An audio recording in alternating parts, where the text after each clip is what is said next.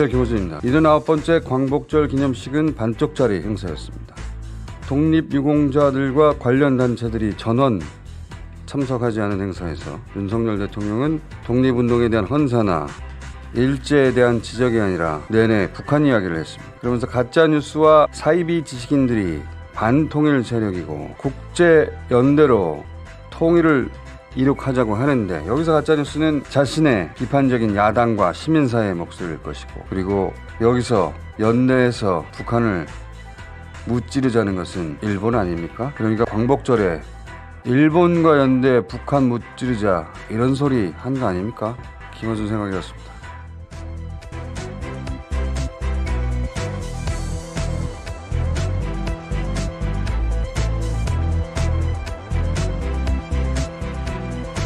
어제 이 기념식이 따로 있었죠. 네, 윤 대통령은 어제 세종문화회관에서 따로 경축식에 참석을 했습니다. 이제 광복회 등 독립운동단체들이 따로 있다는 거죠? 네, 어제 오전 10시에 광복회는 백범 김구기념관에서 60개 독립운동단체 연합과 함께 광복절 기념식을 개최를 했다고 합니다. 이렇게 따로 했는데, 우선 윤 대통령이 세종문화회관에서 했던 기념사 잠깐 들어보시겠습니다. 오늘 우리는 광복 79주년을 맞이했습니다. 여전히 미완의 과제로 남아 있습니다. 역사적 과제가 있습니다. 바로 통일입니다. 비전과 통일 추진 전략을 우리 국민과 북한 주민, 사이비 지식인들은 가짜뉴스를 상품으로 포장하여 유통하며 기득권 이익 집단을 형성하고 있습니다. 이들이 바로 우리의 앞날을 가로막는 반자유 세력, 반통일 세력입니다. 둘째로는 북한 주민들이 자유 통일을 강력히 열망하도록 북한 주민들이 자유의 가치에 우리 통일에 대한 공감대를 형성하기 위해 감사합니다. 처음부터 끝까지 다 북한 얘기예요. 광복절 기념사인데 일본 제국주의 비판하고 역사 세탁에 대해서 비판하고 독립유공자에 대해서 헌사하고 이런 말이 있어야 되는데, 최소한 그 말을 하고 통일 얘기를 하던가. 근데 일본 제국주의 비판하고 독립유공자 헌사 보내고 구구의 역사 세탁에 비판을 할 수가 있나요? 그 모든 걸 부인하는 뉴라이트를 본인이 여기저기 다 임명했는데요. 그리고 독립운동가 후손들이 그래서 따로 기념식을 열었는데요. 독립운동가 후손들이 모여서 따로 한 기념사를 잠깐 들어봅시다. 존경하는 국민 여러분, 오늘은 79주년 광복절입니다. 부끄럽게도 국민 여러분께 송구스러운 말씀을 먼저 드려야 하겠습니다. 79주년 광복절 경축식을 이 자리에서 광복회만의 행사로 치르고 있습니다. 최근 진실에 대한 왜곡과 저열한 역사인식이 판을 치며 우리 사회를 혼란에 빠뜨리고 있습니다. 최근 왜곡된 역사관이 버젓이 활개치며 역사를 허투루 재단하는 인사들이 역사를 다루고 교육하는 자리 정면에 등장하고 있습니다. 준엄하게 경고해야 합니다. 역사를 혀로 논하는 역사를 덮을 수는 없습니다. 망령처럼 되살아나는 친일사관을 뿌리 뽑아야 합니다. 독립운동을 폄훼하고 건국절을 들먹이는 이들이 보수를 참칭하고 있습니다. 보수의 진정한 출발은 진실된 역사의 굳건히 발딛고 있는 일입니다. 역사는 미래를 만드는 힘입니다. 역사인식이 통합의 기반이 되고 미래의 힘이 되는 대한민국을 함께 만들어 나갑시다. 자, 저 욕은 다 윤석열 대통령에게 하는 겁니다. 그런 친일 사관을 가진 인사들을 임명한 사람이 윤석열 대통령이거든요. 그러니까 일본 구구의 역사 세탁을 비판할 수가 있나요? 제국주의를 비판하고 독립유공자의 헌사를 보낼 수가 있나요? 다른 데 딴 데 모여가지고 다 자신을 비판하고 있는데, 그 대신 오로지 북한 얘기를 하는 거예요. 그 내용을 들어보면 가짜뉴스와 사이비가 누구겠어요? 야당 아닙니까? 야당이기만 하겠어요? 이 겸손은 힘들다 이런 방송을 말하는 거예요. 사이비. 비판적인 시민사회 포함해서 그 사람들이 반통일 세력이라는 겁니다. 반통일 세력. 그러면서 검은 세력이라고 해요. 검은 세력. 검은 세력한테 한번 따로 들어봅시다. 검은 세력의 거짓 선동으로부터 우리 국민을 지켜내겠습니다. 검은 세력. 이게 광복절이 북한이 남침한 날이 아니잖아요. 40년간 우리를 수탈하다가 무너진 날이잖아요. 그 얘기를 해야지. 북한 그리고 남한의 검은 세력, 일제 얘기를 하라고 그 얘기를 할 수가 없죠. 예. 왜냐하면 국제연대로 통일을 해야 된다로 이어지거든요. 국제연대의 대상이 여기서 누구예요? 미국과는 이미 수십 년째 우린 동맹인데 일본 아닙니까? 그만하고 싶은 거 아니에요? 일본 제국주의로부터 수탈당했던 강제징용 당했던 위안부로 끌려갔던 역사를 모조리 지우고 있는 일본 극우와 손을 맞잡고 있는 뉴라이트를 본인이 지금 역사기관에 임명해놓고 그걸 비판하는 야당과 시민사회는 때려잡고 일본과 동맹을 맺어서 오히려 북한과 싸우겠다 이거 아니에요. 북한과 싸우겠다. 이게 대한민국 대통령이 강복전날 할 수 있는 이야기입니까? 6.25 때 북한 하면 또 모르겠어요. 그 기념식에서.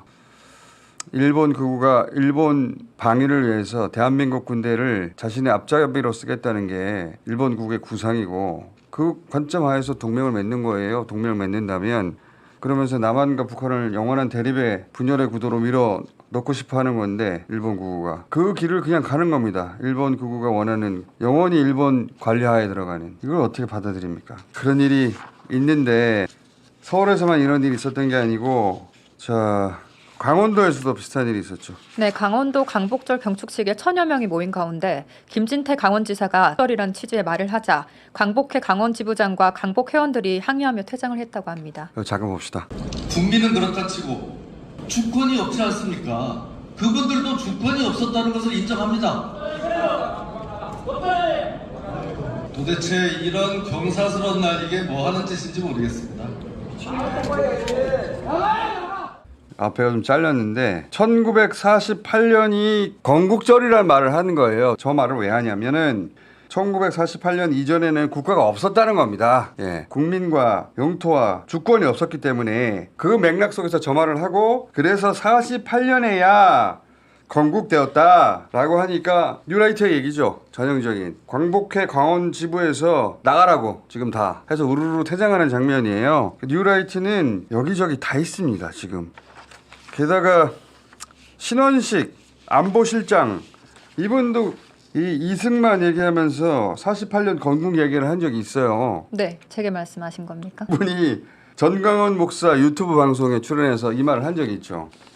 탄신일, 탄신일 특별 정신교육했다 등등의 얘기를 쭉 한 적이 있지 않습니까? 네, 이승만 대통령 탄신일 때문에 한 달 동안 특별 정신교육을 했고 그리고 모든 장병에게 감상문을 작성하게 했다고 합니다. 그러면서 네, 대한민국 건국일은 1948년이란 취지의 말도 했다고 합니다. 네, 그런 정신교육을 했다는 거예요. 그러니까 안보실장 또 강원지사 이 국방장관이기도 하잖아요. 이런 사람들이 다 그냥 뉴라이트예요. 뉴라이트. 그런데 정작 이분들이 건국의 아버지라고 하는 이승만 대통령은 1919년을 말합니다. 이건 기록으로도 남아있고 제헌헌법에도 남아있어요.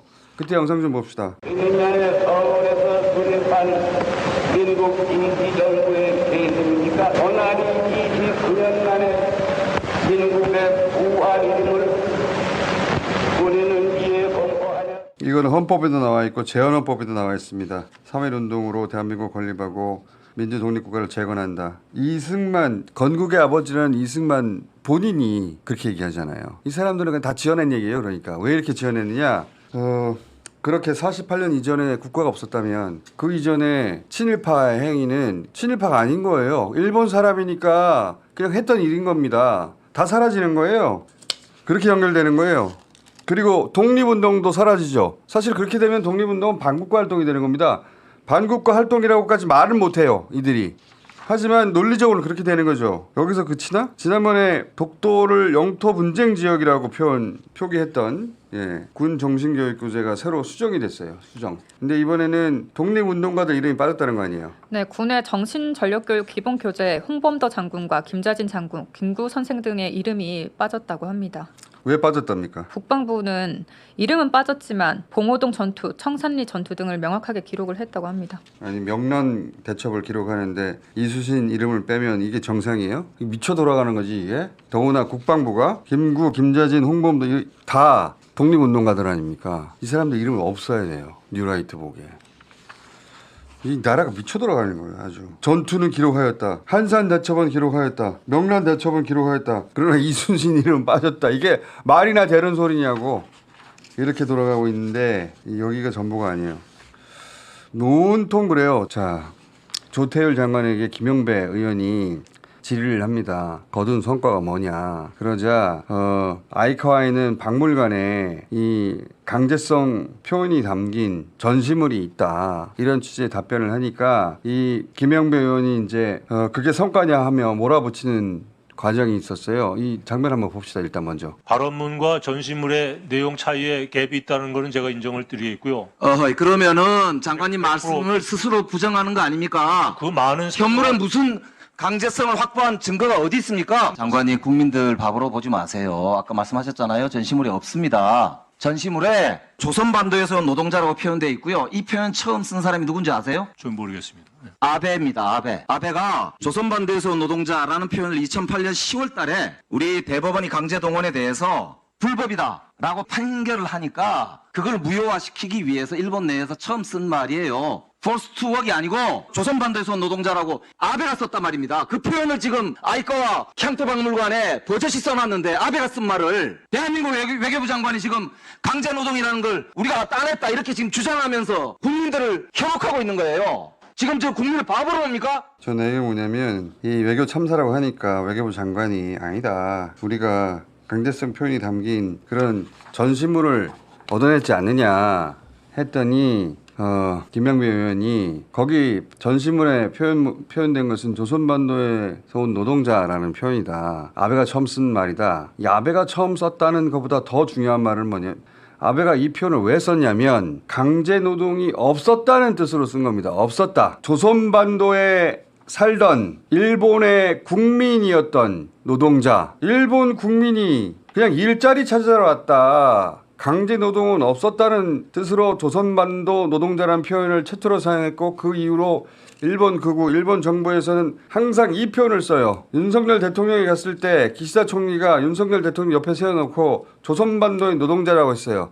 강제노동은 없었다는 뜻입니다. 그러니까 지금 외교부 장관이 강제노동 표현 어디 있어요? 어디 있길래 도대체 성과를 냈다는 거예요. 그리고 그 성과를 기준으로 사도광산을 찬성해 줬다는 거예요. 하니까 이 아이카 박물관을 얘기했고 그 박물관은 이런 표현이 있다는 거예요. 그러니까 사실은 일본이 우리를 엿먹인 거예요. 이 강제 표현, 강제성이 있다는 표현을 담겠다고 해놓고 이 표현을 쓴 것은 강제노동을 하지 않았다는 뜻으로 이걸 쓴 겁니다. 그거를 우리 외교부 장관이 성과라고 하는 거예요. 이 사람이 알고 그랬다면은 당장 몰랐다고 하면 그 자리에 있을 자격이 없는 거고요.